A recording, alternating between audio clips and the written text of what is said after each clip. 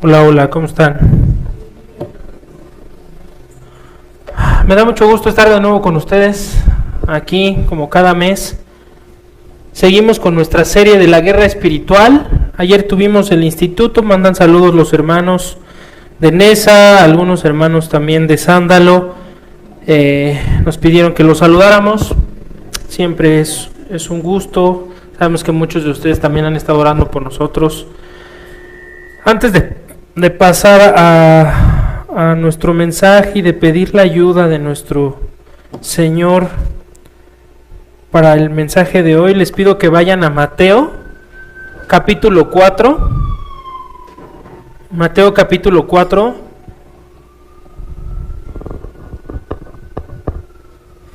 Y vamos a leer los versículos del 5 al 7.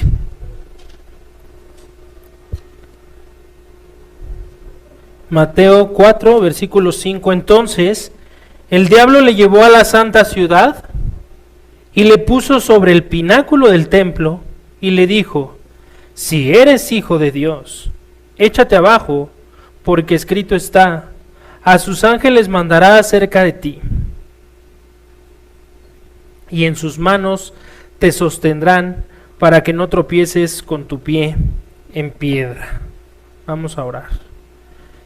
Bendito Padre, nuevamente Señor, agradecemos infinitamente la oportunidad que tenemos de estar aquí, de contemplar tu verdad, de contemplar tu palabra. Gracias por cada uno de los que han asistido, Señor, hoy. Sabemos que es por tu pura gracia que podemos estar aquí, Señor. Hay muchos peligros, muchos estorbos en el camino, el enemigo está atento, no descansa. Y aún estamos aquí, Señor, por tu pura misericordia. Nos permitas estar aquí, Señor, y tomar este tiempo como algo cotidiano, sino verdaderamente tomar el valor que tiene, Señor, por el valor que verdaderamente representa el poder vivir, el poder disfrutar, Señor, el poder servir en este día que has apartado para tu gloria, para tu honra, Señor. Sabemos que esto es todos los días, pero aún hoy, en este día que es especial, en esta asamblea, por esta iglesia, Señor, que has edificado aquí en San Mateo, te pedimos, te rogamos que tú sigas obrando y extendiendo tu verdad, Señor, y que seamos, si es tu voluntad, partícipes. Y por ello también te pedimos por cada uno de los que están aquí, por cada miembro, por cada creyente, que seamos diligentes, que seamos firmes y fieles en extender tu palabra, en que no nos quedamos con brazos cruzados, Señor, solo viendo para nosotros, sino que verdaderamente buscamos extender el reino y ser partícipes.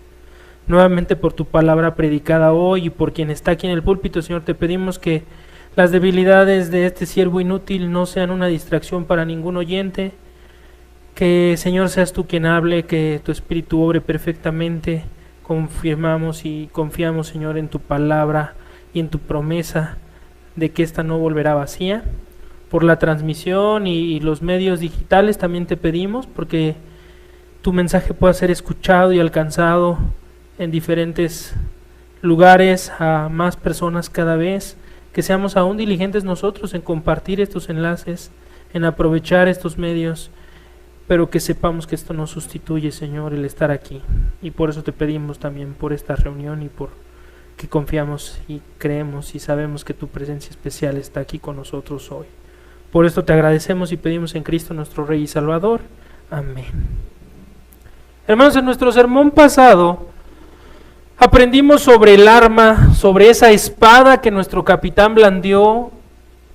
En eso nos enfocamos en el arma, en cómo Cristo usó la espada de las Escrituras y cómo cada tentación que él recibió respondió con escrito está. Ese fue nuestro tema de la semana pasada, del mes pasado.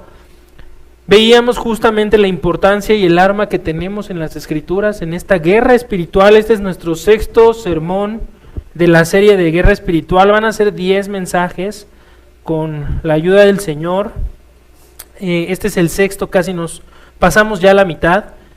Y bueno, exploramos prácticamente este tema. Ya habíamos visto este pasaje que tenemos hoy como base, este Mateo capítulo 4 versículos 5 al 8. Ya lo habíamos repasado, hablamos un poquito de cómo vimos justo las tentaciones que recibió Cristo, pero vale la pena hoy que nos detengamos, que regresemos a ese pasaje y que lo escudriñemos con más profundidad. Hoy vamos a explorar este pasaje con más profundidad. La vez pasada, el mensaje pasado solo fue encima, nos enfocamos más en las tentaciones y cómo respondió Cristo a estas tentaciones, de cómo usó el arma que nos ha sido dada. Y hoy quiero justo hacer ese retroceso al momento en que Cristo fue llevado específicamente al pináculo del templo y tratar de profundizar ahí en sus enseñanzas, en su guía, en el motor que da ánimo al creyente a través de este pasaje. La tentación que encontramos aquí, la tentación que vemos en este pasaje, es una de las más sutiles que aparecen en todas las Escrituras. La tentación que vemos específicamente aquí es una de las tentaciones más sutiles que encontraremos en todas las Escrituras. No se trata de una tentación grosera, no se trata de una tentación ni un pecado evidente que cualquiera reconocería de inmediato, o que pudiéramos ver, ahí está la pura maldad, ¿no? Más bien aquí vemos una tentación que se disfraza de espiritualidad. El diablo no invita a Cristo a cometer una perversión abierta. El diablo no le está diciendo a Cristo, haz esto, haz el otro, que es abiertamente pecado, que reconoceríamos como abiertamente pecado. Él le invita a hacer algo que parece demostrar confianza en Dios. Lo que está aquí haciendo Satanás es invitar a Cristo a hacer algo que parece demostrar confianza en Dios. Y precisamente ahí radica su peligro. Precisamente ahí radica el peligro de esta tentación. Por eso el título de hoy es Tentación a tentar a Dios, o la tentación de tentar a Dios. Hay tentaciones que el creyente detecta fácilmente. La mentira descarada, la injusticia evidente, la inmoralidad manifiesta, son cosas que reconocemos inmediatamente. Tenemos nombres específicos para ciertos pecados que para nosotros sería evidente que es un pecado. Una mentira, el robo, asesinato, inmediatamente los reconocemos. Pero cuando vemos este pasaje, la sutileza con que Satanás le habla al Hijo de Dios es tal que pudiéramos pasarla por alto. Las declaraciones que está haciendo aquí Satanás son reales. Satanás está diciendo, si eres hijo de Dios, échate abajo. Y no solo eso, usa las Escrituras. Usa las Escrituras. Y es justo ahí donde vemos que hay otras tentaciones que se presentan envueltas en lenguaje religioso, en un lenguaje o en argumentos aparentemente piadosos. Incluso, como lo vemos aquí, tentaciones que vienen apoyadas con citas bíblicas. Y esas muchas veces son las más peligrosas, son las tentaciones más peligrosas. En el desierto, Satanás ya había intentado tentar a Cristo apelando a su hambre. Esto lo vimos en el mensaje pasado con un poquito más de profundidad. Tampoco fue nuestro tema de esa vez, pero vimos cómo Satanás llegó con algo legítimo, ofreciéndole algo legítimo a Cristo. Le dijo, ¿tienes hambre? Y Cristo tenía hambre, 40 días en el desierto.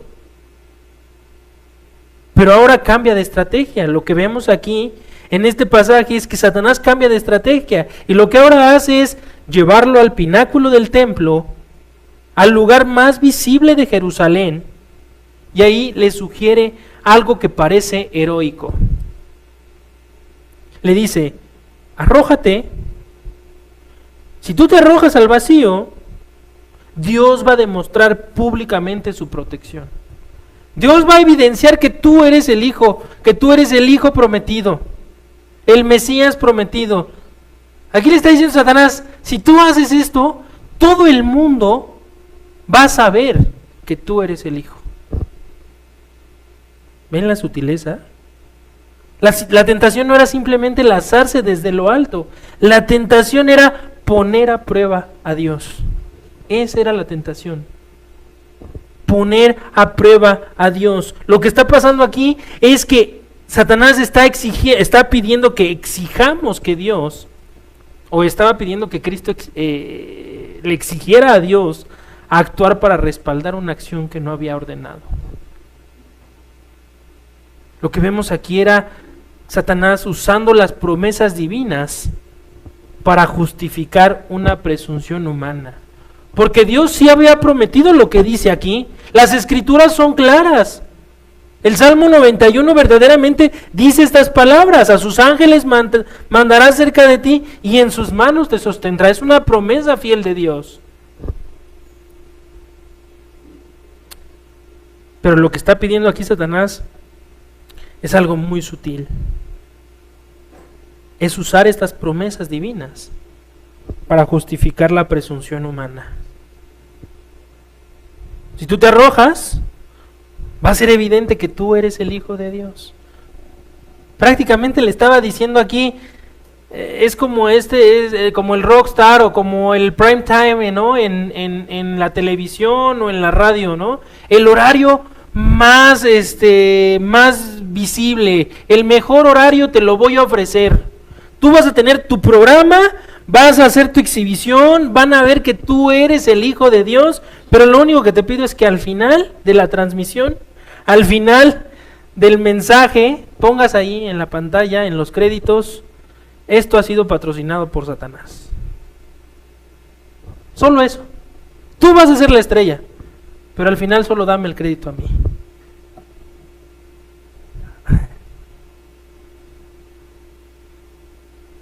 Pero sin embargo aquí Cristo responde con una frase breve y definitiva. Escrito también está: no tentarás al Señor tu Dios. Muchos creyentes dicen confiar en Dios, hermanos. Amigos, muchos dicen confiar en Dios, pero en realidad están tentando a Dios. En realidad lo que están haciendo es tentar a Dios. Hablan de fe, pero practican presunción. Apelan a las promesas divinas mientras caminan fuera de la voluntad divina. Eso pasa hoy. Con estas palabras, Cristo establece un principio fundamental para toda la vida cristiana. Escrito está: no tentarás al Señor tu Dios. Aquí Cristo pone ese principio fundamental para la vida de cada creyente.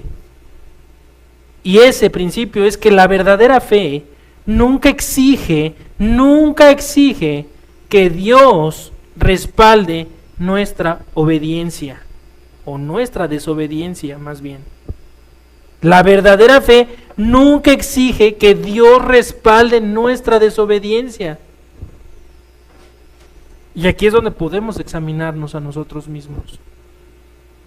Si nuestra fe ha exigido que Dios respalde nuestra desobediencia, que cubra nuestra desobediencia. Hoy veremos 3 grandes enseñanzas que fortalecen al creyente en la vida, en su vida, en su peregrinaje, en medio de la tentación. El primer punto nos advierte del peligro de provocar a Dios mediante la presunción espiritual, el peligro de tentar a Dios.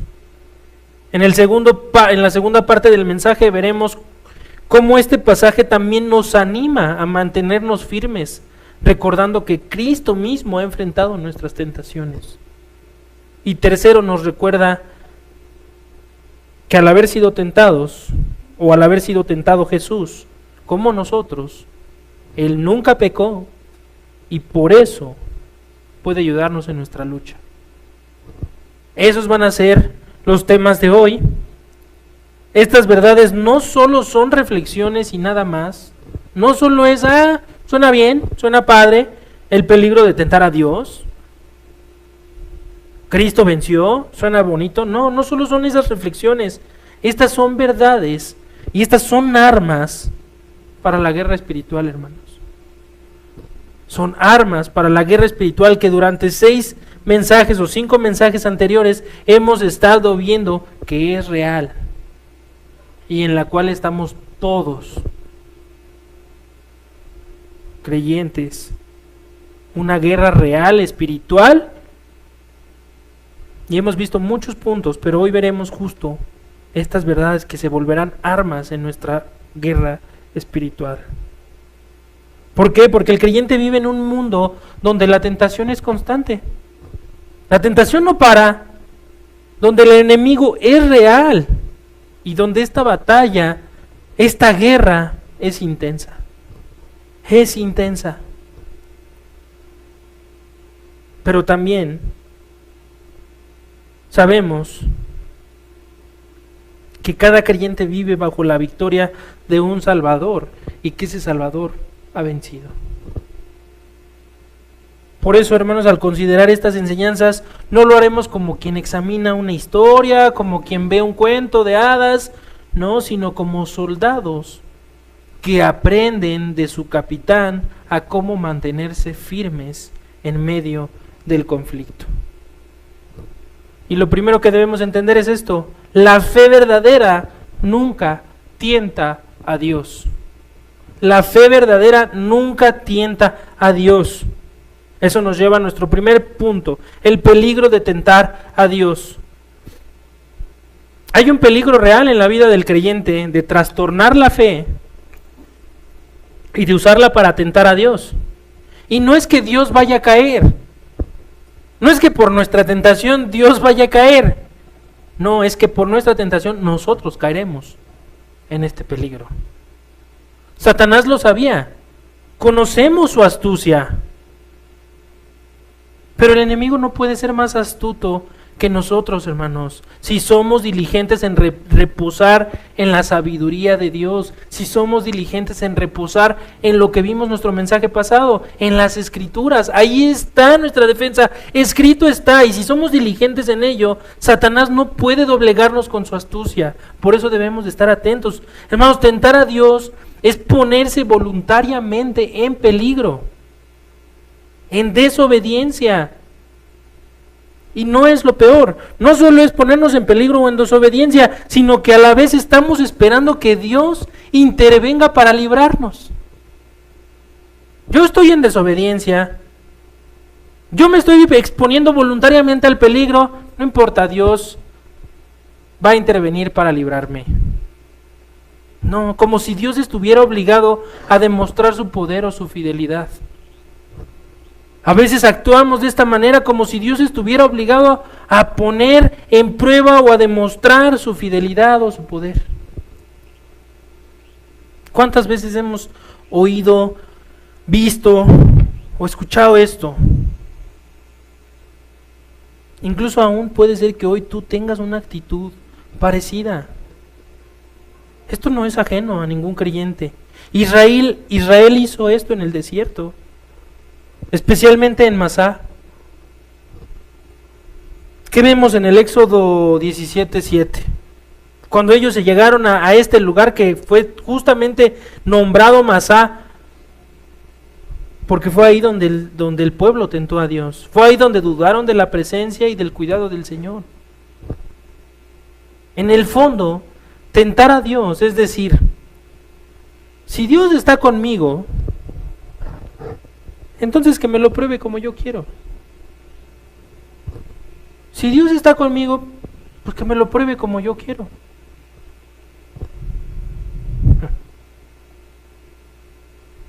Pero lo que vemos en nuestro Señor, en nuestro capitán, en Jesús, en cambio, es que Él no exige ninguna prueba al Padre. Él confía, obedece y espera la voluntad de Dios.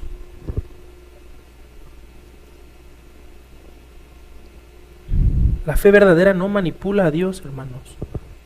Descansa en Él. ¿Cuántas veces hemos escuchado esta oración necia en donde estamos haciendo un trueque con Dios? Mira, Señor, si tú haces esto, yo voy a dejar de tomar un año. ¿No? Señor, si tú haces esto, yo me voy a ir caminando, más bien me voy de rodillas a donde sea. Eso es muy evidente. Pero muchas veces nosotros mismos nos escuchamos con estas oraciones necias, diciendo: Señor,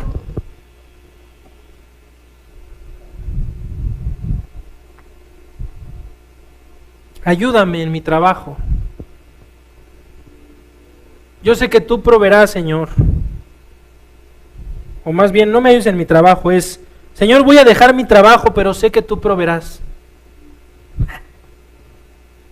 Esa es una manera necia de ver esto. Eso es un peligro de tentar a Dios.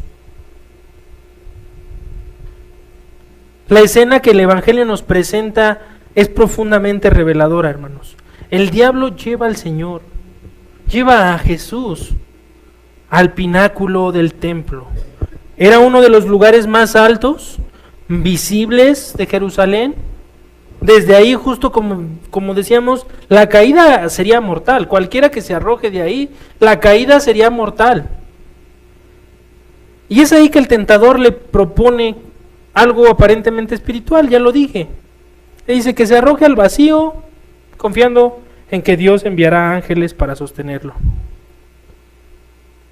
¿Y por qué es sutil? Porque pues justo, como ya lo mencionamos, está usando un lenguaje bíblico.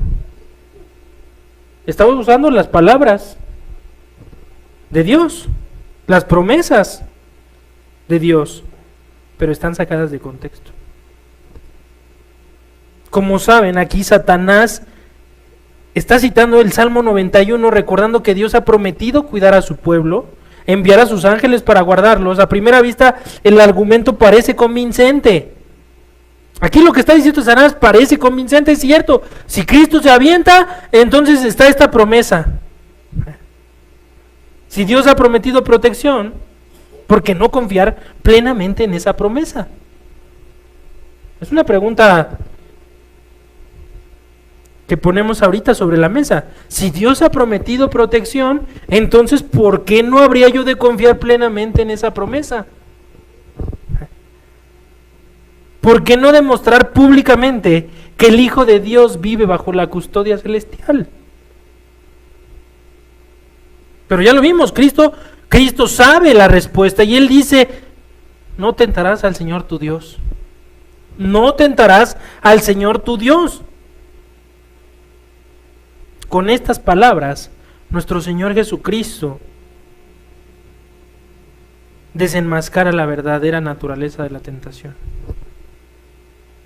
Esta sabiduría de Cristo es la que hemos de extendernos, hermanos, a buscar, a alcanzar, el saber discernir.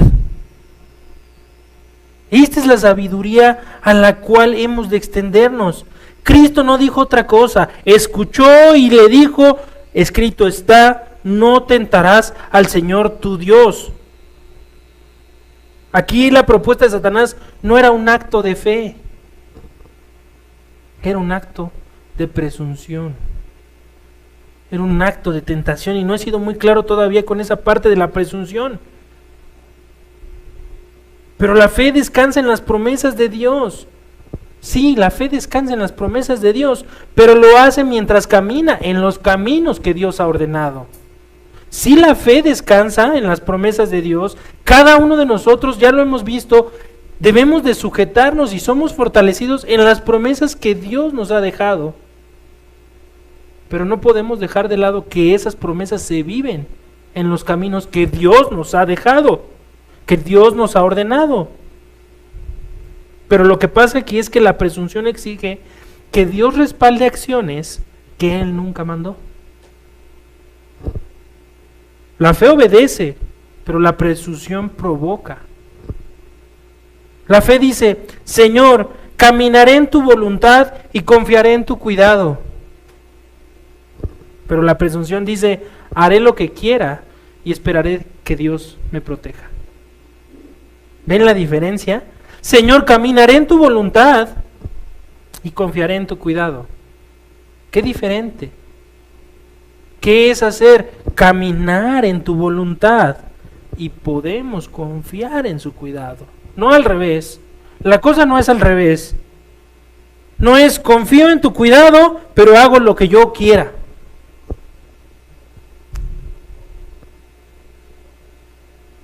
Esa es una terrible tentación. Ahora, decirlo de esta manera es muy directo, es muy evidente evidente la diferencia entre Señor, caminaré en tu voluntad y confiaré en tu cuidado, al tema contrario, que es haré lo que quiera y esperaré. Eso es muy evidente. Sin embargo, nuestro corazón, nuestros pensamientos, nuestro actuar no dicen públicamente haré lo que quiera y que Dios me proteja. No lo decimos así. Somos más sutiles, pero con la misma intención. Y aquí está la primera lección, hermanos. Porque Cristo sabía que el Padre nunca le había mandado lanzarse desde el templo. Por lo tanto, hacerlo sería provocar a Dios deliberadamente. Y esta primera lección es que la verdadera confianza en Dios nunca consiste en ponerlo a prueba. Nunca consiste en ponerlo a prueba.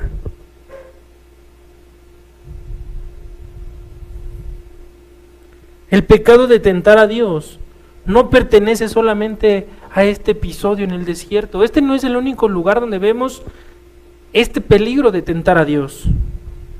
No, este es un pecado antiguo, repetido muchas veces a lo largo de la historia bíblica.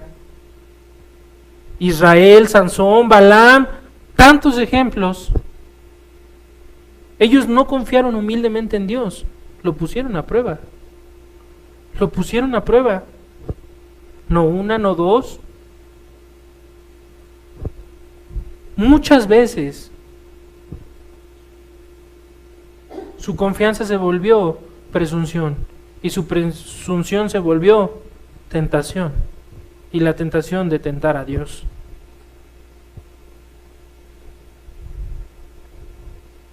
Lo mismo ocurre muchas veces en la vida humana. Una persona tienta a Dios cuando ora pidiendo su ayuda, pero al mismo tiempo utiliza medios pecaminosos para resolver sus problemas. Ahora sí, regresando al ejemplo del trabajo. Señor, ayúdame con mi economía, confío que tú proveerás, pero tengo que trabajar los domingos.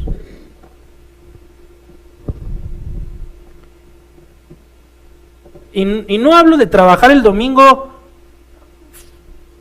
Hay algunos oficios que obligan esto, que dependen de esto, sabemos que esto es así.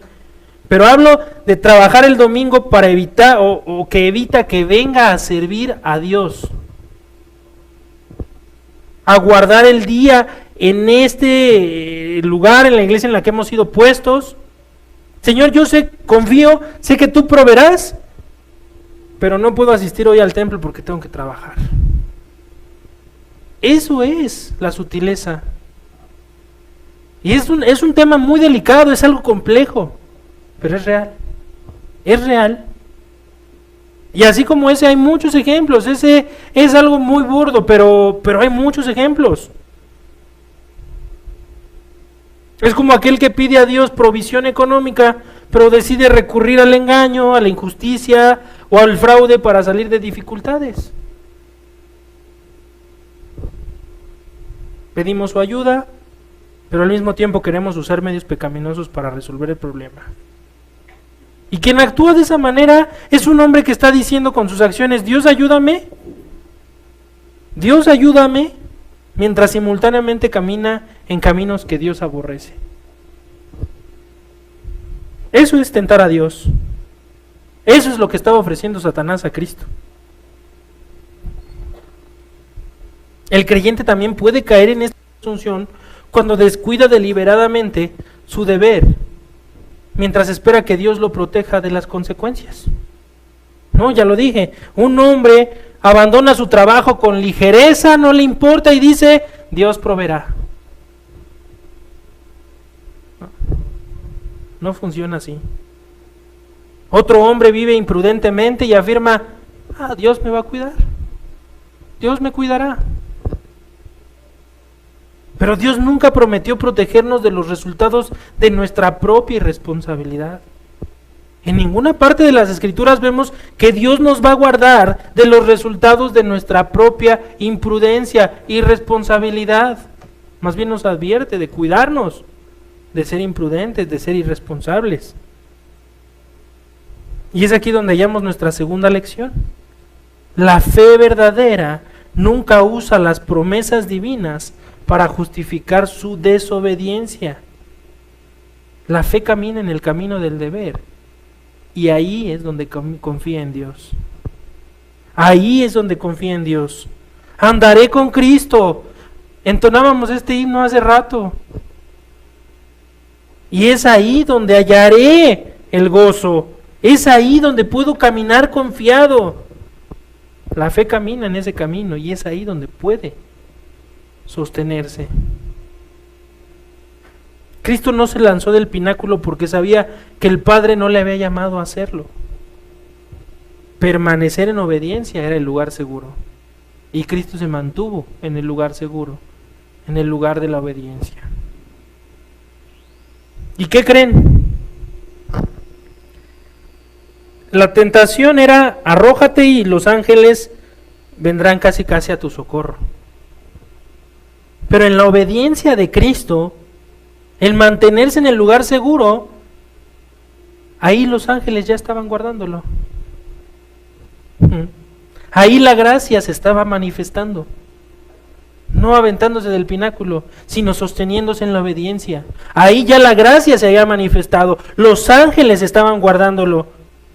Es ahí donde nuestro Señor nos llama a mantenernos, donde nuestro capitán nos enseña que debemos mantenernos. El ángel de Jehová, uno de los primeros versículos que un buen amigo me hizo aprenderme.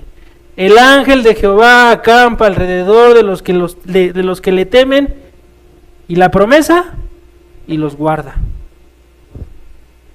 El temor de Jehová es aborrecer el mal. Y entonces cuando empiezas a hilar esos versículos, te das cuenta que pudiéramos traspasar ese mensaje y decir: el ángel de Jehová acampa alrededor de los que guardan sus mandamientos. Porque el temor de Jehová es guardar sus mandamientos. Aborrecer el mal, guardar sus mandamientos. Entonces, en la obediencia, el ángel de Jehová acampa. Ahí estaba el ángel o los ángeles guardando a Cristo. La gracia siendo manifestada. Esa es la lección para nosotros. No usemos las promesas divinas para justificar nuestra desobediencia. Obedezcamos y confiemos en las promesas, estando en obediencia.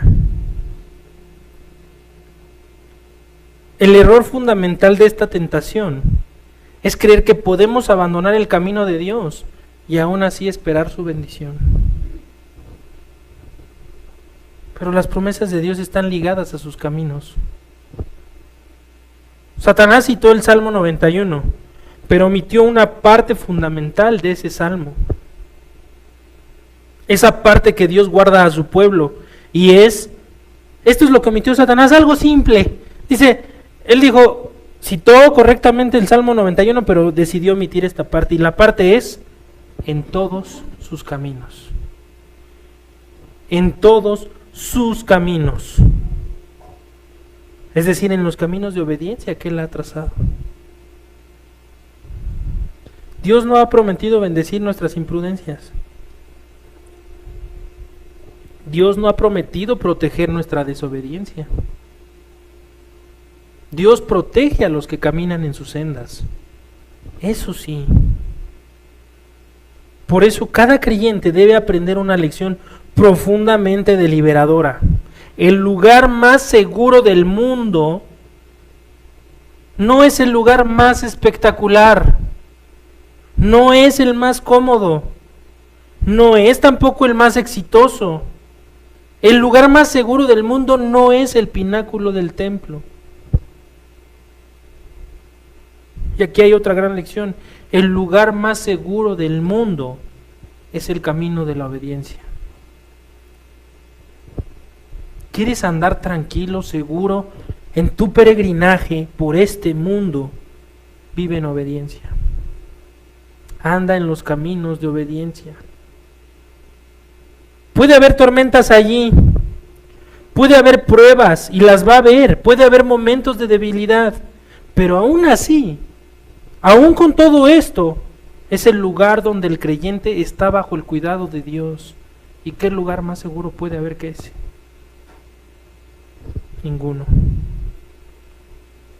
La tentación del pináculo ofrecía algo dramático, una demostración pública, algo impresionante, una demostración gloriosa. Pero Cristo no buscaba espectáculo. Ya lo dijimos, Cristo estaba buscando la obediencia. Muchas veces la tentación moderna funciona de la misma manera. Nos invita a buscar resultados extraordinarios en todo. No solo en nuestras vidas, en nuestro servicio. Queremos encontrar resultados extraordinarios, aunque eso signifique que tengamos que apartarnos del camino sencillo de la fidelidad.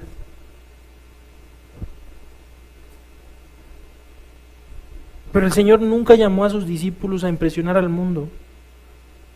En ninguna parte, en el llamado de los 12, vemos a Cristo decir: impresionen al mundo. Aún Él mismo les decía a quienes les había hecho milagros: no lo cuentes, no lo digas. No buscaba el hacer algo que resultara impresionante a la vista del hombre. No. Cuando hizo el llamado fue: ven y sígueme. Ven y sígueme. No los llamó a impresionar al mundo, los llamó a seguir. Los llamó a seguirlo. Y ese es el llamado que le ha hecho a cada creyente. Tú eres creyente. Ese es el llamado que Dios te ha hecho, el llamado que Cristo te exige hacer: ven y sígueme. Y seguirle significa caminar paso a paso en una obediencia humilde. Y aquí hay una última lección que nos consuela. Aunque el creyente experimente momentos de debilidad, Dios sigue sosteniéndolo. Dios sigue sosteniéndonos. Puede haber momentos en los que el creyente sienta miedo.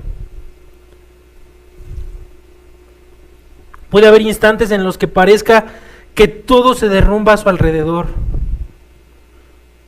Puedes incluso sentirte al borde de caer, como si tus fuerzas estuvieran a punto de agotarse. Pero la Escritura afirma que debajo de su pueblo están los brazos del Eterno, o los brazos eternos de Dios. Dios no abandona a los que confían en Él. Aunque otros caigan, el Señor sostiene al justo. Aunque la tentación sea fuerte, su gracia es mayor. Su gracia es suficiente. Si mi fe ha de caer, Él me sostendrá.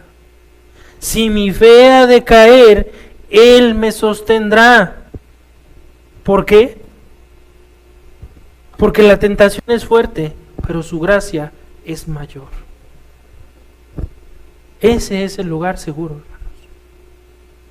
Ese es el consuelo. Esto no significa que el creyente debe ponerse deliberadamente en peligro. No.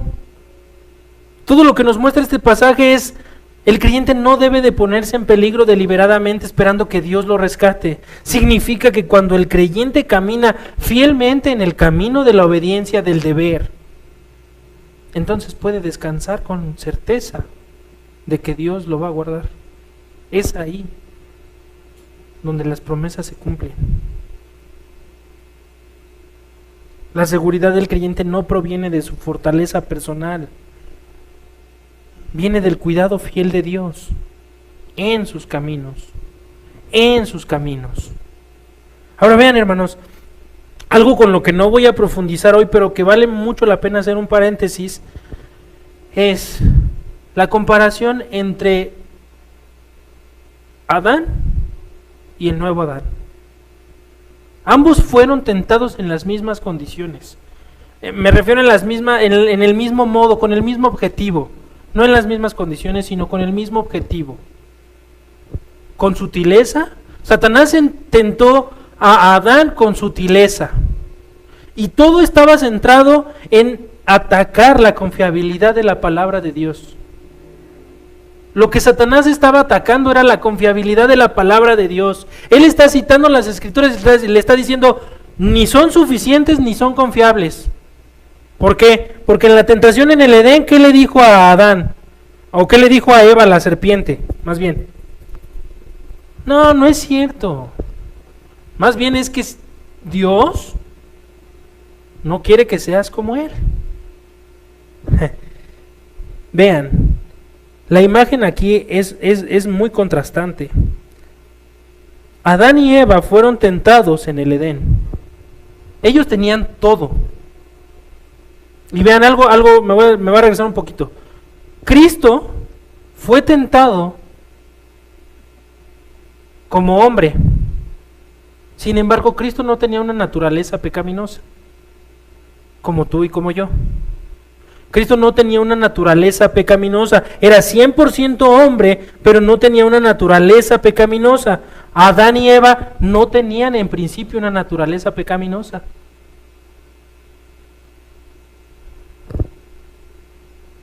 En esa condición fueron tentados igual. Ahora, ¿qué pasa? En esa condición de su naturaleza, Adán y Eva lo tenían todo. Dios dijo, todo es hecho es bueno. Y le dijo, de todo árbol del huerto puedes comer. De todo fruto, de todo árbol, menos de este. Vean, les estaba dando todo lo que quisieran. Podían saciar su hambre, podían saciar con cualquier fruto, solo bastaba con voltear, alzar la mano, bueno, no sé, así me lo imagino, arrancar el fruto y quedar saciados.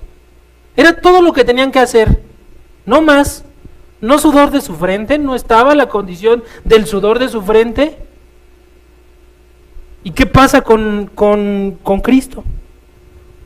Cristo no estaba en el Edén. Cristo estaba en el desierto. Muchos estudiosos dicen que justo el desierto en el que estaba en Getsemaní era un desierto que hoy pareciera el peor lugar del mundo. El peor lugar desértico, en el que nadie quisiera entrar jamás. Que las condiciones en el desierto en ese punto son deplorables. Y no solo eso, Cristo no tenía pan, no tenía comida. 40 días y verdaderamente tuvo hambre. La tentación con la que llegó Satanás era real. Cristo verdaderamente sintió. Seguramente cuando Satanás le dijo, tú eres el Hijo de Dios, di a estas piedras que se conviertan en pan, él tenía hambre, y seguramente cuando le puso en la mente a Cristo el pan, seguramente Cristo se le hizo agua a la boca. Pero su respuesta fue, no, mi obediencia es primero. Muchos de nosotros pudiéramos tener hambre, pero tu obediencia es primero. Tu obediencia es primero. Confía en las promesas de Dios, viviendo en obediencia. Es que no tengo que comer. Dios ha prometido el pan de cada día. Y no estoy hablando aquí de un evangelio de prosperidad, no me malentiendan, no es un evangelio de prosperidad. Es confiar en las promesas de Dios, viviendo en lo que dijimos, en los caminos de fidelidad, en los caminos de obediencia. Cristo estaba en el desierto, en una condición mucho más deplorable que Adán y Eva. Cristo no tenía verdaderamente qué comer, tuvo hambre y su tentación fue real. Porque Cristo no tenía una naturaleza pecaminosa, pero fue tentado en ese aspecto. Y verdaderamente seguro se le hizo agua a la boca pensar en pan, como diríamos. No solo eso. No solo esa condición fue distinta. Cristo estaba solo. Y vean, si vemos desde el inicio, desde Génesis, Dios dijo que todo lo que había hecho era bueno, pero aún en Génesis dijo una sola cosa que no era buena. Si si hacen un recordatorio de lo que leemos en Génesis, dijo Dios algo que no era bueno. Y dijo, no es bueno que el hombre esté solo. En esa parte, en esa porción de las Escrituras, Dios dijo, todo esto es bueno, la creación es buena, vio toda su creación y dijo, esto es bueno, pero dijo, no es bueno que el hombre esté solo. ¿Y qué creen? Cristo estaba solo.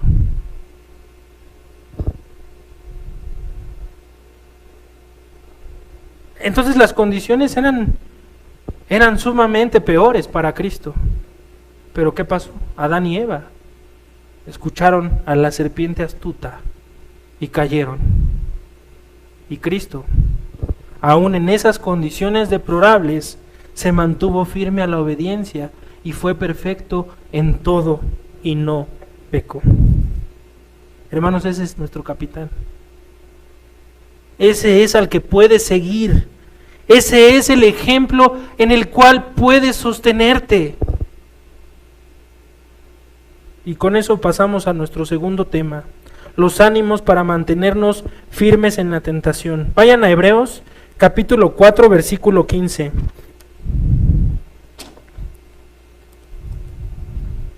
Hebreos, capítulo 4, versículo 15.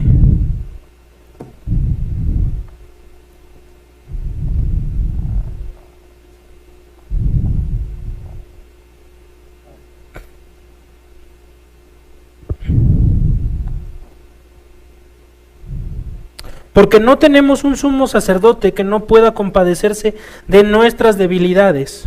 ¿Por qué no puede? ¿Por qué sabemos que Él sí se compadece? Porque el que tenemos nosotros, ese sumo sacerdote, es uno que fue tentado en todo según nuestra semejanza, pero sin pecado.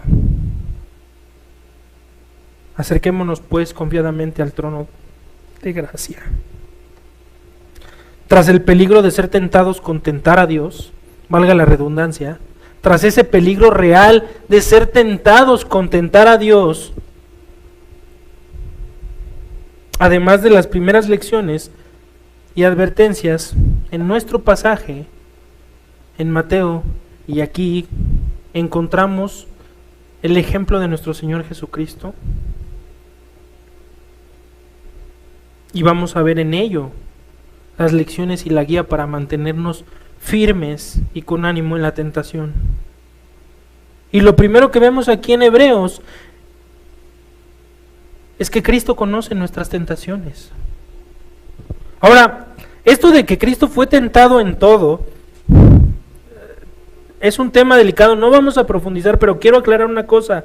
No es que Cristo haya sido tentado con todas las tentaciones, sino que en semejanza Él fue tentado en las cosas que verdaderamente tenía, como lo dije, ¿no? El pan, tenía hambre, fue tentado con el pan.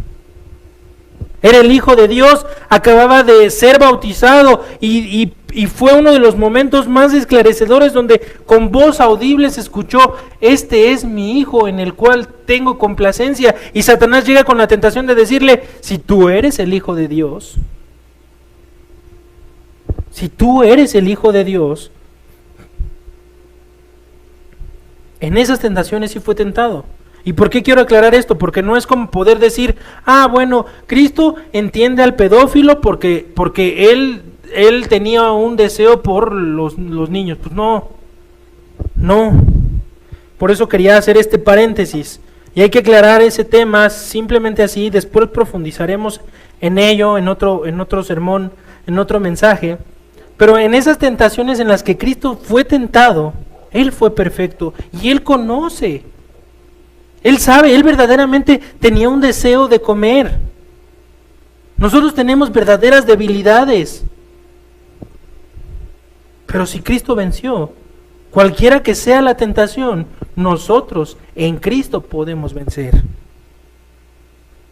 Esta es una de las verdades más dulces del Evangelio. Que el Señor Jesucristo no es un Salvador distante. No es un rey que observa nuestras luchas desde lejos, ahí se queda desde lo lejos, desde su trono de gracia. No. No es que este sea nuestro Señor sin haber conocido jamás las dificultades que nosotros enfrentamos, no. El pasaje en Hebreos nos deja claro, la Escritura nos deja clara que Jesús fue tentado como nosotros. Y esta es nuestra primera lección sobre el segundo tema. Este es el gran estandarte de ánimo, el sonido, las palabras de quietud, la trompeta de quietud en las que podemos reposar, y son estas: Él es mi Señor fue tentado y triunfó en la batalla, y es Él quien me guía, es Él quien me sostiene. A Él debo seguir, y solo en Él tengo la victoria. Solo en Él tengo la victoria. Él es mi Señor fue tentado, pero triunfó en la batalla. Y ese Señor, ese Salvador, ese capitán, es el que me guía, es el que te guía, es el que debiera ser tu guía, hermano. En Él es el único que puede sostenerte, y en Él tienes la victoria. Por eso es que esto es uno de los mensajes más dulces del Evangelio. Saber que Cristo fue tentado, pero no pecó.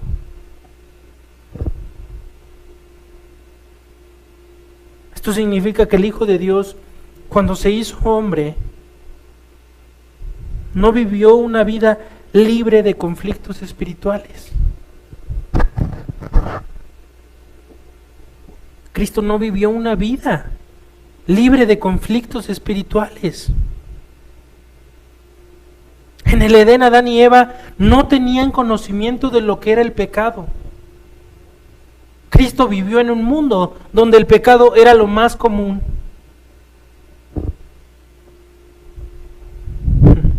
Él no estuvo exento de eso. Él no estuvo libre de conflictos espirituales. Él no caminó por la tierra con una inmunidad moral en la que ninguna tentación pudiera tocarlo. No, ya lo vimos. Por el contrario, Cristo enfrentó la realidad completa de la lucha espiritual, de esta guerra espiritual que hemos visto. Él vivió esa guerra espiritual y Él fue el vencedor. El desierto fue el comienzo de ese conflicto. Había sido bautizado, Dios había dicho: este es mi hijo en el que tengo complacencia, y inmediatamente fue llevado al desierto para ser tentado. Ese fue el propósito: ser tentado, experimentar la tentación y entonces mostrar la gloria de Dios, de ser el verdadero hijo y de ser Dios. Ahí Satanás atacó directamente al Salvador. Esta no fue una lucha simbólica, no fue una lucha imaginaria, fue un enfrentamiento real entre el Hijo de Dios y el príncipe de las tinieblas. El enemigo aquí desplegó toda su astucia. Créanme, pensemos en ese momento, él sabía que era el Hijo de Dios, no era una suposición para Satanás. Satanás sabía que era el Hijo de Dios porque había escuchado de manera audible: este es mi Hijo en el que tengo complacencia. Satanás sabía que Cristo era el Hijo de Dios. Entonces, seguro puso toda su astucia, todas sus maquinaciones, todas sus pasiones para tratar de tentar al Hijo de Dios. El enemigo desplegó todo lo que tenía para hacer caer a Cristo. Él intentó quebrar su fidelidad al Padre, su confiabilidad y la confiabilidad de las palabras de Dios. Él no cayó. Y esas mismas astucias puestas por el enemigo para atacar y hacer caer son lo mismo que sucede con el pueblo de Dios. Es lo mismo que sucede con el pueblo de Dios. No hay creyente verdadero. Aquí no hay nadie que sea creyente que me pueda decir: yo estoy exento de esas tentaciones, hermano. Yo no he tenido esa batalla. Yo no tengo esa guerra. Si esto lo crees de verdad, entonces tienes que voltear a ver a Cristo y ver tu relación con Él. Porque en la vida de un creyente verdadero no hay libertad de tentación. Ningún seguidor de Cristo camina por este mundo sin enfrentarse al enemigo. Tarde o temprano, más temprano que tarde, el creyente descubre que la vida cristiana no es un paseo tranquilo, sino una batalla espiritual. Y aquí es donde muchos son vencidos, porque vienen a Cristo pensando que van a ser o van a tener una vida más tranquila. Y es cierto, pero cuando aprendan a andar en el camino de la obediencia. Y esa vida tranquila no es que sea una vida sin conflicto, sino que aún en el conflicto tendrán el soporte y el sustento de Dios y del capitán que venció, de ese capitán que fue tentado y venció.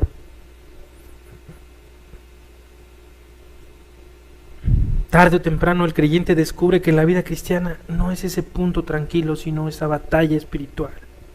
De eso se trata esta serie, hermanos.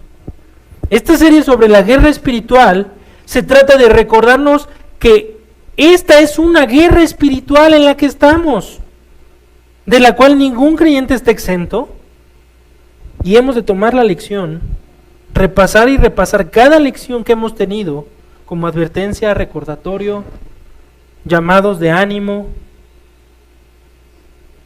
La serie de la guerra espiritual también busca que podamos entender y creer y saber reconocer que el diablo es real. El diablo es real, no es un invento.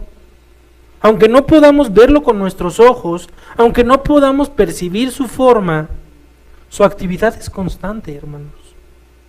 Su actividad es constante. Él anda como león rugiente buscando a quien devorar. Y un león rugiente no está tranquilo.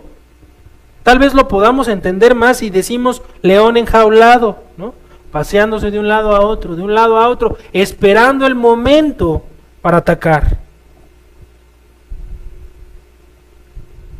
Su actividad es constante, así como Cristo fue atacado en el desierto, los creyentes también son atacados en la vida diaria, todo el tiempo. Venías para acá de camino, seguramente pudiste vivir tentaciones. Hasta de decir, bueno, ¿y qué tal si hoy no vamos? ¿Qué tal si hoy nos quedamos en casa? Ay, ¿qué crees que me arde un poquito la garganta? Mejor hoy no voy. Tentaciones diarias, atacados todo el tiempo. El enemigo busca sembrar dudas, busca despertar temores.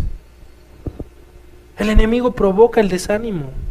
Lo vimos, ¿se acuerdan? En una parte de la serie donde veíamos que parte primordial de lo que busca el enemigo no es un creyente que peca groseramente, sino un creyente que deja de confiar. Un creyente que entra en desánimo. Un creyente que empieza a temer, a dudar. El enemigo sugiere caminos de pecado. El enemigo quiere debilitar nuestra confianza en Dios.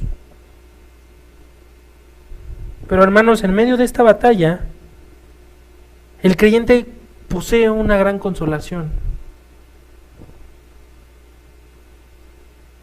Y esa gran consolación es que Cristo ya ha estado allí antes que nosotros. Ya ha estado ahí antes que nosotros. El camino que recorremos en medio de la tentación, tú y yo, es un camino que Cristo ya recorrió. Así que este capitán, este rey, no está exento, no está desatento de nuestras luchas y de nuestra batalla, ¿no? Él conoce la batalla, Él conoce el camino de la tentación y Él fue victorioso, y por eso nosotros podemos ser victoriosos si estamos en Él. Ya hemos visto a la luz de esta guerra espiritual a Cristo como nuestro capitán, y no como este capitán ausente, sino como el comandante que envía a sus soldados al combate mientras él nos guía. Este no es el capitán que va ahí y manda a sus soldados y bueno, pues yo aquí estoy descansando, reposando, ¿no? Él es un capitán que entra primero en la batalla. Cristo se adelanta a su pueblo. Se ha adelantado a su pueblo. Cuando el creyente se encuentra en medio de la lucha espiritual, no está entrando en un territorio desconocido. El Salvador ya ha pisado ese terreno. Él ha enfrentado al enemigo y ha soportado la presión de la tentación. El profeta Isaías anticipó esta verdad cuando puso en la boca del Mesías estas palabras: he pisado yo solo el lagar. He pisado yo solo el lagar. Cristo enfrentó la batalla más intensa que jamás haya existido. Él resistió ataques que nosotros apenas pudiéramos imaginar. La presión que soportó fue infinitamente mayor que la que tú o yo experimentamos hoy. Infinitamente mayor. Sin embargo, en cada confrontación el Señor salió victorioso. Y esa victoria no fue solamente para Él, hermano, hermana, fue para su pueblo. Esa victoria fue para su pueblo. Cristo es el representante de ese pueblo. Cristo es el representante de los redimidos. Cuando Él venció al enemigo, aseguró la victoria para todos aquellos que están unidos a Él por fe. Una victoria segura. Y esa es nuestra segunda lección. Ese segundo trompetazo, ese segundo estandarte que nos llama a levantar el ánimo y las armas contra la tentación. Porque esto significa que cuando el creyente lucha contra la tentación, lo hace bajo la bandera de un rey que ya ha triunfado. Y como ya lo hemos repetido tanto en esta serie, la batalla es real, pero el resultado final ya está asegurado. La batalla es real, pero el resultado final ya está asegurado.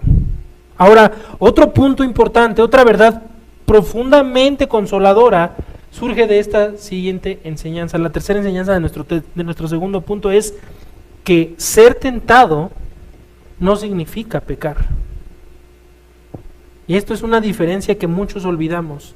Ser tentado no significa pecar. Muchos creyentes se angustian innecesariamente porque experimentan pensamientos o impulsos que los perturban. Creen que la mera presencia de la tentación ya los hace culpables, pero la experiencia de Cristo demuestra lo contrario. Jesús fue tentado, pero sabemos que Él nunca pecó, por lo cual podemos decir que la tentación no es pecado. La tentación puede golpear la puerta del corazón, pero el pecado ocurre solamente cuando la puerta se abre. Mientras el creyente resiste, mientras se mantiene firme, mientras la lucha contra el mal, entonces no ha caído. El pecado no se ha consumado.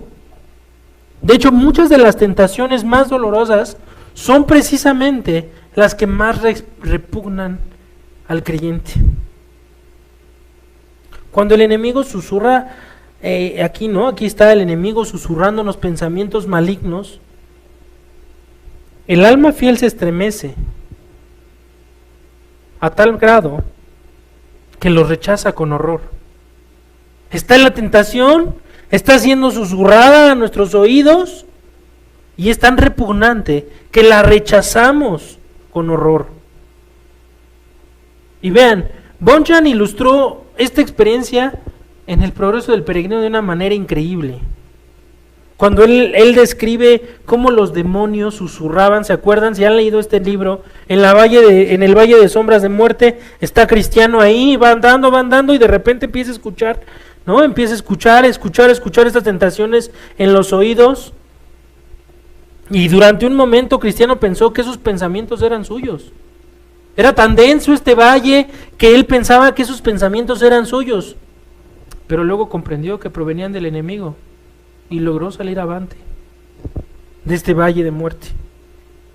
Esa comprensión de que la tentación no es pecado le trajo consuelo a su corazón. Tener esto claro, hermanos, nos da fuerza contra estas tentaciones. Nos recuerda que la batalla está ahí, viva, pero que podemos resistir. Que aunque el enemigo llame a la puerta, tenemos en Cristo, en las Escrituras, en la oración, armas para que ni aún se nos acerque siquiera a la puerta el enemigo. Cuando alguien llama a la puerta, cuando alguien nos toca la puerta en casa, ¿no? Ahí estamos. ¿Quién es? Siempre preguntamos, ¿no? O bueno, al menos deberíamos preguntar. Nos tocan, ¿quién? Pero si prestamos atención a estas lecciones, hermanos, si somos diligentes a las artimañas del diablo, entonces no solo no abriremos, sino que sabremos reconocer aún la manera en que Satanás toca la puerta. Si somos diligentes, si prestamos atención a estas lecciones, sabremos reconocer aún cómo es que Satanás llama a nuestra puerta para tentarnos y no prestaremos atención. El problema con Eva no fue el ser tentada, sino ponerse a conversar con el tentador. ¿Cuántas veces nosotros reconocemos la tentación y ahí nos quedamos un ratito para ver qué tiene que decirnos? Y ahí hemos perdido la batalla. Las tentaciones del enemigo pueden ser feroces, son feroces, pero no tienen poder para condenar al creyente que les resiste. Así que, hermanos, esta es una gran lección. Las tentaciones no son pecado y vamos a ser tentados. Eso no significa que hayamos caído. Podemos resistir esas tentaciones. Hemos de resistir esas tentaciones. ¿Cómo? En Cristo. La victoria de Cristo sobre la tentación no solo nos consuela, nos fortalece. Si tú verdaderamente vives creyendo esto, creyendo que Cristo venció, no solo te consolarás, serás fortalecido. Esa es la última lección de este día al ver a Cristo, nuestro capitán, haber sido tentado y no caer en pecado, haber sido tentado y lograr la victoria.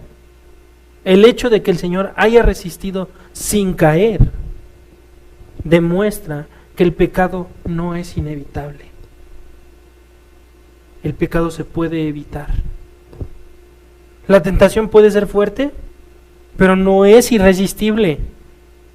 La gracia sí, el pecado no. El creyente no está condenado a caer cada vez que el enemigo le ataque. Si esto fuera así, estaríamos perdidos. Pero en Cristo tenemos la fuerza para resistir. El creyente puede experimentar momentos de debilidad, momentos de lucha intensa, momentos en los que parece que el enemigo va a prevalecer, pero incluso entonces puede recordar que su Salvador ya ha vencido y vencer. Recuerden y hallen ánimo en esto, hermanos. La victoria final no depende de la fortaleza del creyente, sino de la fidelidad de Cristo. El Señor no solo ganó la batalla, sino que también camina junto a su pueblo en cada combate. Si Dios con nosotros, ahora sí ponte ese estandarte, entendiendo esto. Si Dios con nosotros, ¿quién contra nosotros? No para tentar a Dios, para soportar la tentación andando en los caminos de obediencia. Si Dios con nosotros, ¿quién contra nosotros? Estando en los caminos de Dios. Así llegamos a la parte final sobre la tentación de tentar a Dios, y es que Cristo venció al tentador. Ya hicimos una introducción a esto, así que iré rápidamente por la última parte de nuestro mensaje. después de considerar la tentación de nuestro Señor en el pináculo del templo, después de reflexionar sobre el consuelo que tenemos al saber que Cristo fue tentado como nosotros y venció, llegamos ahora a la conclusión más gloriosa de todas y que hemos repetido constantemente en esta serie, y es que Cristo venció. Cristo venció. El diablo desplegó toda su astucia contra el Salvador. Utilizó argumentos religiosos, manipuló las Escrituras, apeló a la debilidad humana, trató de sembrar duda en el corazón del Hijo de Dios. Hizo todo esto de manera tan astuta, pero lo que este pasaje en Mateo nos deja claro es que en cada intento el enemigo fracasó y nuestro Salvador fue victorioso. Cristo resistió cada insinuación del enemigo con la firmeza de la verdad divina. Ya lo vimos, su respuesta ¿cuál fue siempre? Escrito está. Escrito está. El tentador no pudo derribar al Salvador. Llegó un punto en el que Satanás se frustró delante de Cristo. Dijo, ¿cómo lo hago caer? Si postrado me adorares, todo esto te ofreceré. Todo esto será tuyo. Todo esto. Ya estaba frustrado. Estaba ofreciendo siempre lo mismo que Dios le había prometido, pero de una manera fuera de los caminos de Dios. Eso es lo que estaba pasando en estas tentaciones. Dios prometió el pan de cada día. Dios dijo, no solo de pan vivirá el hombre, pero Satanás le decía a Cristo, no, pues conviértete rápido, comes. Dios le prometió el pan de cada día. En eso está nuestra confianza, pero en los caminos de obediencia. Satanás siempre ofrece algo que parece ser legítimo, pero fuera de los caminos de Dios. Fuera de los caminos de Dios. Satanás le dijo, si tú eres hijo de Dios, todo el tiempo, le dijo, aviéntate, citó las Escrituras, la promesa es fiel, la promesa es algo en lo que podemos confiar, pero ya lo dije, andando en sus caminos. Dios le prometió a Cristo, todos los reinos serán tuyos. Y entonces Satanás le dice, si tú te postras, te puedes saltar la cruz y yo te ofrezco todos los reinos. Eso es lo que le estaba ofreciendo en la última tentación. Le estaba diciendo, tú puedes ser dueño y señor de todo esto sin pasar por la cruz.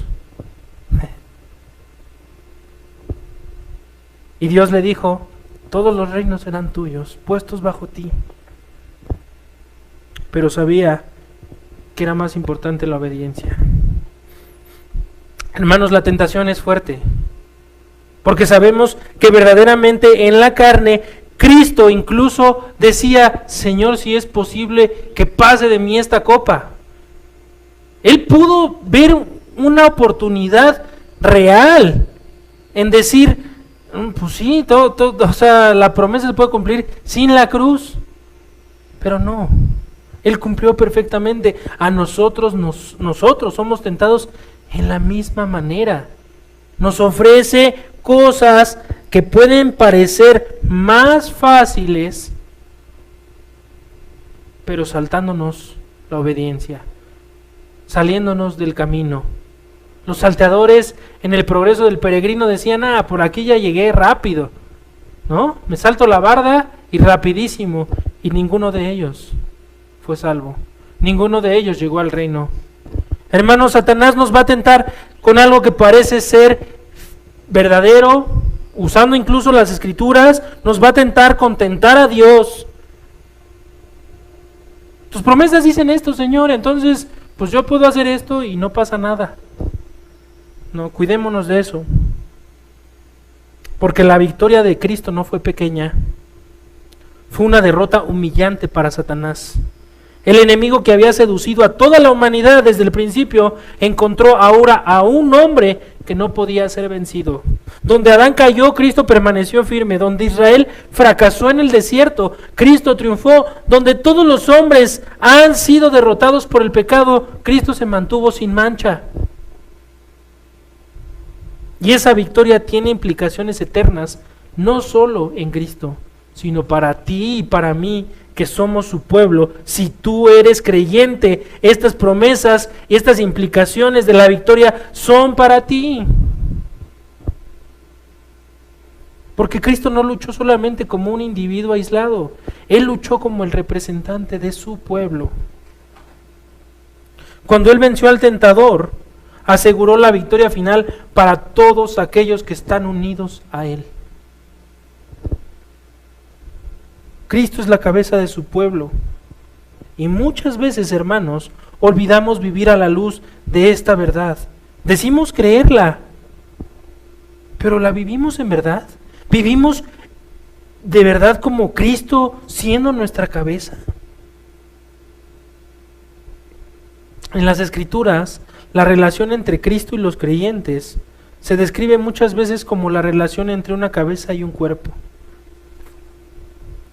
La cabeza gobierna y representa al cuerpo. Si la cabeza permanece firme, el cuerpo no se hunde. Y eso es exactamente lo que sucede en la obra de Cristo. El Señor enfrentó al enemigo como la cabeza de una nueva humanidad. Su victoria se convierte en la garantía de la victoria final de todos los que pertenecemos a Él. Es como si Cristo hubiera entrado en un río impetuoso. Y pongo esta imagen en sus cabezas, traten de imaginar. Estamos frente a uno de los ríos más caudalosos, con rápidos impresionantes, con una corriente de agua que nadie pudiera cruzar. O sea, que tú la ves y dices, no, esto es imposible, de cruzar a pie, imposible. Y lo que pasó aquí en la obra de Cristo es como si Cristo hubiera entrado a ese río lleno de corrientes peligrosas y lo hubiera atravesado primero. A través de esas aguas turbulentas, Él hubiera caminado primero, andando, y llegando hasta el otro lado. Entonces, sus seguidores, al cruzar detrás de Él, ¿qué creen que pasa? Pueden estar confiados, porque el camino ya ha sido abierto, ya ha sido andado. Es como cuando vamos ahí, ¿no? Y le dice el que va de líder, pisen donde yo voy pisando, ¿no? Un camino de minas. Yo ya las conozco, pisen donde yo piso. Cristo nos dice, creyente, pisa donde yo he pisado. Y ninguna mina será activada. Yo ya crucé el río, tú puedes cruzarlo. Es lo que nos dice el Señor. Muchos aún posiblemente al escuchar esto, al decir, al ver, ay, Cristo lo cruzó y poner esta imagen del río, imagínate tú estabas atrás de Cristo, Él estaba cruzando el río impetuoso. Muchos cuando escucharon esto seguramente hasta dijeron, uy, no sé si pudiera yo cruzarlo. Corrientes impresionantes, seguro traen temor, pero hermanos, la cabeza ha pasado primero. El Salvador ha atravesado las aguas de la tentación sin ser arrastrado por ellas. Por lo tanto, pueblo, tú puedes confiar en que no será finalmente destruido por el enemigo. Hermanos, este es un llamado a enfrentar las aguas. Este es un llamado a enfrentar las aguas, a seguir al Salvador, a seguir al capitán. Y este también, hermanos, un llamado de ánimo. No solo se trata de resistir la tentación, no solo se trata de pelear la batalla, sino de despertar, de despabilarnos, de afirmar nuestra fe. Muchos han escuchado esta serie y es posible que sigan apreciándola desde lejos. Este es nuestro sexto mensaje de esta serie y muchos pueden estar diciendo, ¿es una buena serie o no? Pero no es mi intención que este mensaje sea un buen mensaje. Y ni siquiera creo que sea así. Mis debilidades, mis tropiezos, mi mala manera de compartir, lo dejan claro. No pretendo que este sea un buen mensaje. Pero el mensaje, las Escrituras, nuestro Salvador. Eso es lo que hay que exaltar aquí. Y espero que no te levantes hoy y salgas hoy por esa puerta sin que apliques esto a tu vida y te preguntes, ¿qué estoy esperando? ¿Qué me frena? ¿Qué estoy esperando para seguir a Cristo? ¿Eres o no eres? ¿Eres creyente o no eres? ¿Qué estás haciendo? ¿Cuánto más hay que esperar? Muchos ni siquiera han puesto en su búsqueda formar parte de la membresía de esta iglesia. Y no es un llamado a que todos levanten la mano y a ver quién quiere formar. No es así. Pero hay muchos creyentes aquí que siguen bajo el agua.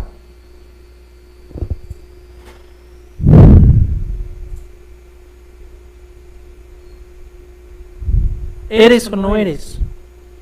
Porque déjame decirte algo, hermano, con todo amor, la paciencia la aborrece el Señor, la tibieza, perdón. Pero por cuanto eres tibio, no frío ni caliente, por cuanto eres tibio, te vomitaré de mi boca, dice el Señor. Te vomitaré de mi boca. No son palabras sencillas, pero son palabras reales. Dios aborrece la tibieza. ¿Eres creyente? Compórtate como un creyente. Apocalipsis 3:16. Hermanos, es justo lo que este mensaje nos enseña. Porque no significa que el creyente no experimente lucha. La vida cristiana está llena de conflictos espirituales. Hay momentos de debilidad, momentos de temor. Nos compadecemos con los hermanos en los momentos de temor, en los momentos de debilidad, momentos en los que la tentación parece casi irresistible, pero incluso en esos momentos, amado hermano, el creyente puede recordar que su Salvador ya ha vencido. La victoria final no depende otra vez de tus fuerzas, sino de la fidelidad de tu capitán. Somos llamados a recordar que el enemigo es real. No es un mito, no es una metáfora, no es superstición religiosa. Satanás es real, es un enemigo activo que busca destruir la fe de los creyentes. La Escritura describe a Satanás como un adversario que rodea como león rugiente, buscando a quien devorar, ya lo dije. Muchos cristianos se sorprenden cuando descubren la intensidad de la lucha espiritual. Muchos cristianos se sorprenden cuando se encuentran en esta guerra intensa. Pensaban que la vida cristiana sería un camino tranquilo, pero pronto descubren que existe una batalla inevitable e invisible. El enemigo va a intentar sembrar dudas en ti, hermano, provocar desánimo, despertar deseos pecaminosos. Te quieres sentado en esa silla sin moverte. El enemigo te quiere ahí debajo del agua, sin ser activo, sin buscar tu membresía, sin ser un creyente que es activamente siervo de Cristo, su Salvador. Pero aunque el enemigo real no es invencible, no es invencible, Cristo ya lo derrotó, y por esa victoria merece la pena que tú despiertes hoy. En el desierto comenzó esa derrota. En la cruz se consumó definitivamente. Allí el Señor despojó a los principados y a las potestades. Los exhibió públicamente como vencidos. ¿Se acuerdan de nuestro primer mensaje? Los exhibió públicamente. Esto fue una victoria humillante. El creyente lucha contra un enemigo peligroso, pero es un enemigo derrotado, recuérdalo. Por eso el apóstol Pedro exhorta a los creyentes diciendo: resistid firmes, al cual resistid firmes. Y otra vez, para recordatorio, para recordación, La resistencia no se basa en nuestra fuerza personal, sino en la victoria de Cristo y su fidelidad.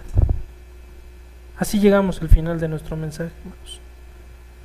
Cristo no solo venció al tentador, también socorre a los que son tentados.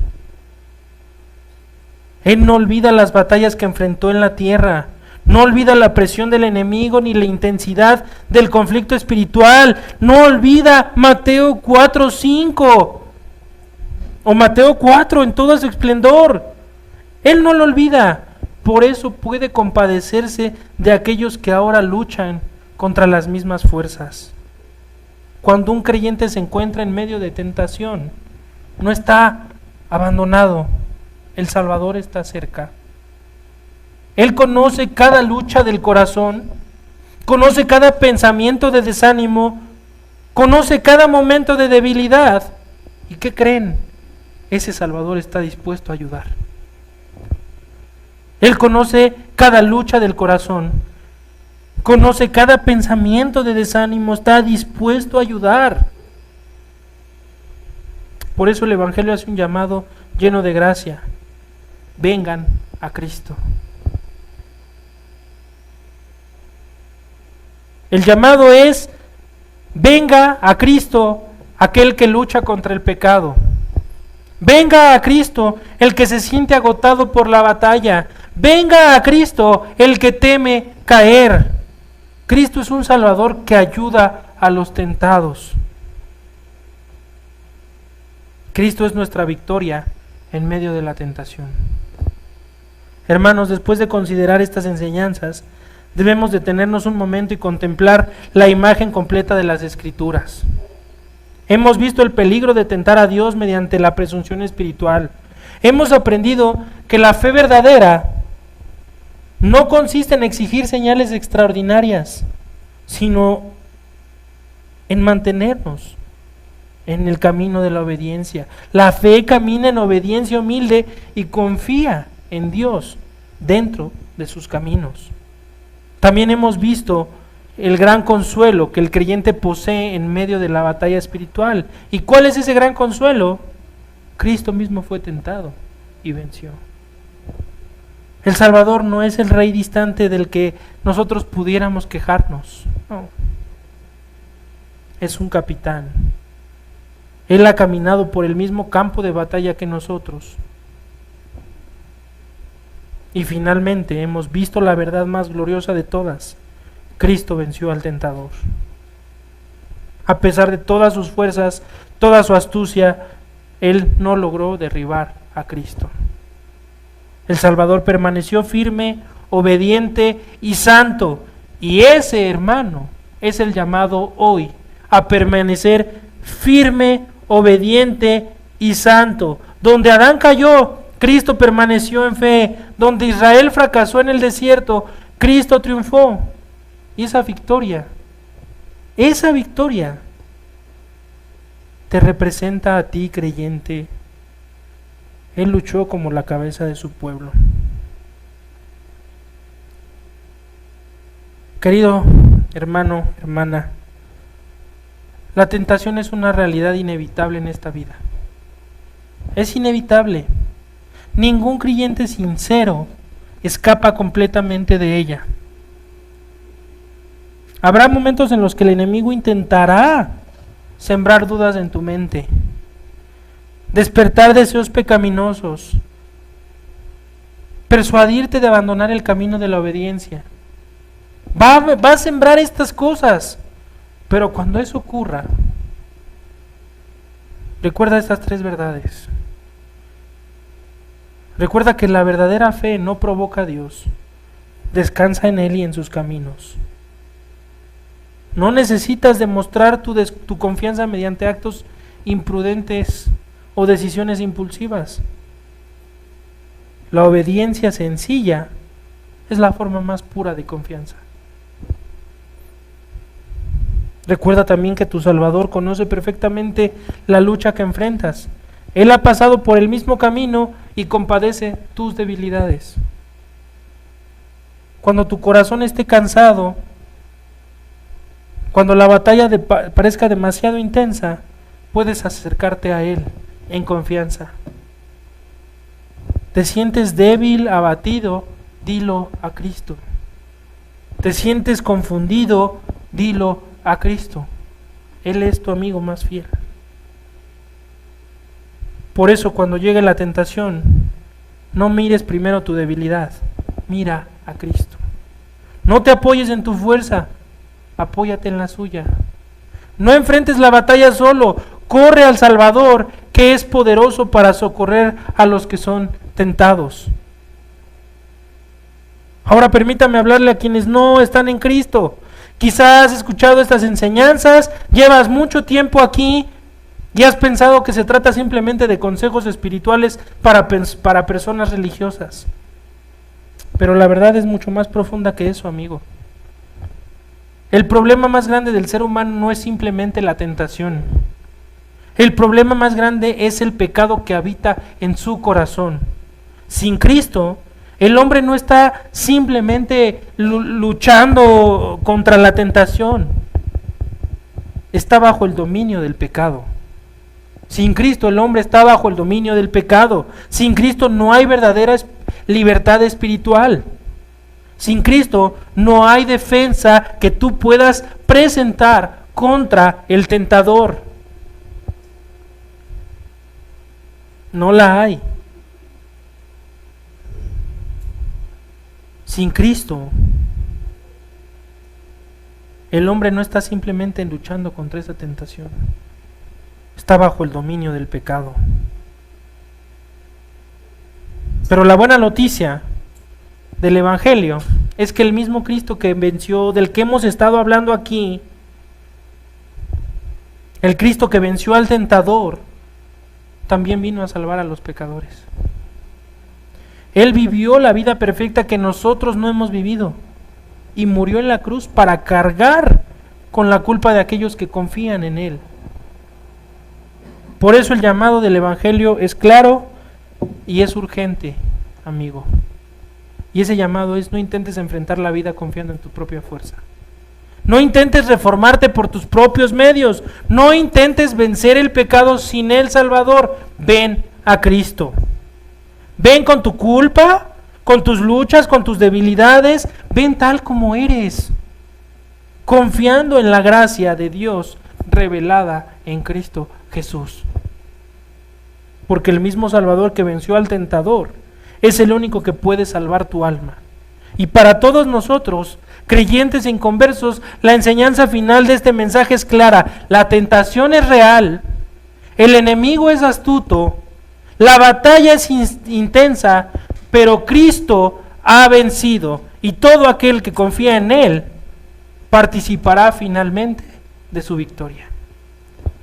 Bendito Padre, nuevamente estamos completamente agradecidos, Señor, por tu palabra predicada en este día, por el mensaje que has traído, Señor, que esto sea aplicable a todos los que estamos aquí, que verdaderamente, Señor, pongamos por obra lo que has aplicado, que sea contundente el mensaje y aplicado personalmente a cada oyente, aquí, en casa, a través de la transmisión, Señor, pero sobre todo que podamos voltear a ver a Cristo, ver el ejemplo que nos ha dejado en cómo ha soportado la tentación, a soportar la tentación, viendo a nuestro capitán, Señor.